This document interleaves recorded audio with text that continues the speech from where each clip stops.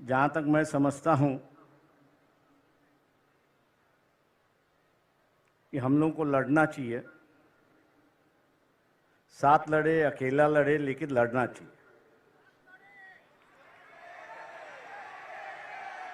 देश भर की परिस्थिति की बयान मैं कर रहा हूँ। मैं इसलिए देश भर की बयान कर रहा हूँ कि बंगाल में अलग सी परिस्थिति बन चुकी है। महाराष्ट्र में कोशिश की जा रही है कि हम सब जन इकट्ठा लड़े, लेकिन दो चीज़ें जो है वो सबसे बड़ी चीज़ है, मैं यहाँ पर मानता हूँ। इलेक्टरल बॉन्ड आ चुका है और हर चैनल पर अमित शाह का बयान आ रहा है कि हमने जो है इलेक्शन के माध्यम से जो काला धन था उसको भगा दिया है।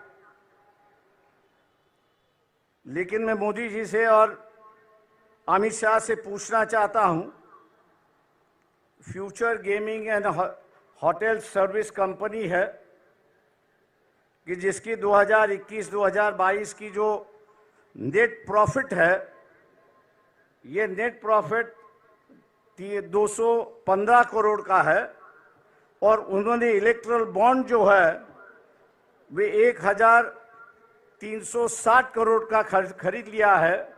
जब कंपनी का प्रॉफिट ही 200 करोड़ है तो 1300 के बॉन्ड वहाँ कहाँ से खरीद लिए? इसका विवरण तो होना चाहिए। मैं ऐसे कई कंपनियों का नाम दे सकता हूँ। क्या हम लोग इनको टारगेट करेंगे या नहीं करेंगे?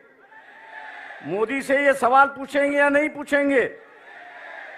और हम लोग जरूर पूछना चाहेंगे कि आप कह रहे हो, अमित शाह से हम कह रहे हैं कि आप टीवी पर जवाब देते हो तो इसका जवाब दीजिए कि इस कंपनी के पास 1300 करोड़ रुपए कहां से आए, इसका जवाब होना चाहिए। आप इन पर ईडी की इंक्वायरी करवा रहे थे, लेकिन ईडी की इंक्वायरी अब रुक चुकी है। ऐसी एक परिस्थिति है।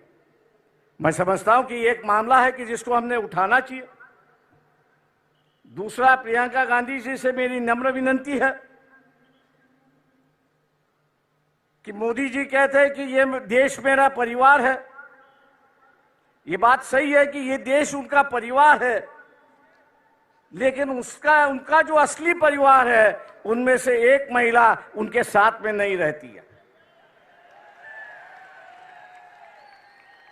हो सकता है कि अगले साल के इलेक्शन में जो हो रहा है, मोदी जी दोबारा प्राइम मिनिस्टर ना बने। कांग्रेस पार्टी के अध्यक्ष से भी मेरी दरखास्त है कि हम लोग इस मुद्दे को उठाए और हिंदू समाज के अंदर फैमिली का जो रिश्ता होता है वो सबसे गहरा रिश्ता होता है। मोदी जी उस रिश्ते को निभाए, उस रिश्ते को निभाए और अपनी पत्नी को अपने साथ में लेकर रहे। 2-4 दिन बाकी है, उसके लिए हम लोग को लड़ना चाहिए। मैं उम्मीद करता हूं कि खड़गे जी जब बात करेंगे इस पर जरूर अपनी टिप्पणी यहां पर करेंगे, क्योंकि वह हिंदू संस्कृति की बात करते हैं, हिंदू रिवाज की बात करते हैं और वही रिवाज और वही उसको मानने के लिए तैयार नहीं। पर्सनल मामला है, मैं जानता हूं, लेकिन कल्चरल की चर्चा जो है ये आरएसएस ने शुरुआत की, कल्चरल नेशनलिज्म की गई, कल्चरल हिंदुइज्म की गई। अब वो अगर अदा नहीं कर रहे हैं तो मैं समझता हूं कि हम लोगों की जिम्मेदारी होती है कि उनको उनकी बात समझाए और उसको अदा करने के लिए वो अपना अधिकार के लिए वो लड़े और हम लोग उनको सिखाए। ऐसी एक परिस्थिति है। दोस्तों, 5 मिनट का वक्त होते आ रहा है। मैं और एक बात यहां पर कहूंगा, वो राहुल गांधी जी से मेरा दरखास्त है यहां पर, वो ये है कि ईवीएम जो है 2004 से मैं उससे लड़ रहा हूं। आज भी बंबई हाई कोर्ट में उसके लिए मैं लड़ रहा हूं। पिछले 6 महीने से जब ईवीएम इंक्वायरी की बात आई तो इलेक्शन कमीशन उसको टाल रहा है।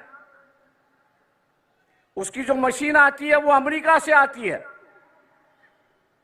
लेकिन वहां के जो चिप उसमें दो है, स्टोरेज चिप जो है, वो यहां 20-20, 25-25 रुपए में मिलते हैं कि जिसको मैनिपुलेट होता है। राहुल गांधी से मेरी दरखास्त है कि पार्लियामेंट भी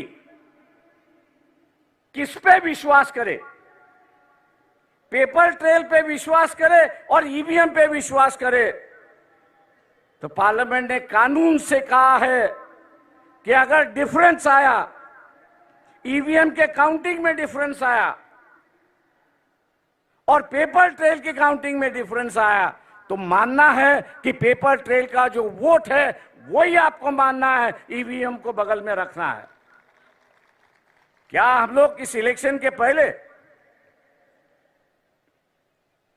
इलेक्शन शुरुआत होने के पहले इलेक्शन कमीशन को घेराव डाले, सब पार्टियां उनसे मिले कि अगर कोई कैंडिडेट अर्ज करता है, एप्लीकेशन करता है कि वेरीफाइड पेपर ट्रेल जो है वो काउंटिंग होना चाहिए, उसका एप्लीकेशन मंजूर होना चाहिए।